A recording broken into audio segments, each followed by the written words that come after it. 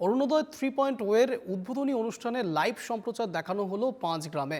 রাজ্য বিজেপির উপসভানেত্রী মুন স্বর্ণকারের উপস্থিতিতে কয়েকশো মহিলাকে দেখানো হয় অনুষ্ঠান শেষে রাজ্য বিজেপির উপসভানেত্রী মুন স্বর্ণকার বিরোধীদের সমালোচনা করেন। তিনি বলেন, কংগ্রেস কখনো মহিলাদের উন্নতি চায়নি। বিজেপি সরকার মহিলাদের স্বাবলম্বী করে তুলতে নানা প্রকল্প গ্রহণ করেছে, কিন্তু কংগ্রেস তা নিয়ে নিকৃষ্ট রাজনীতি করছে।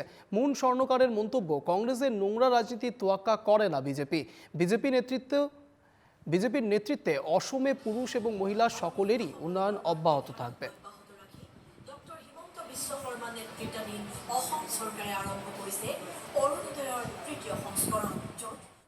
সবসময় বলে থাকে, আর কংগ্রেসের বলা দিয়ে আমাদের কিছু যায় আসে না।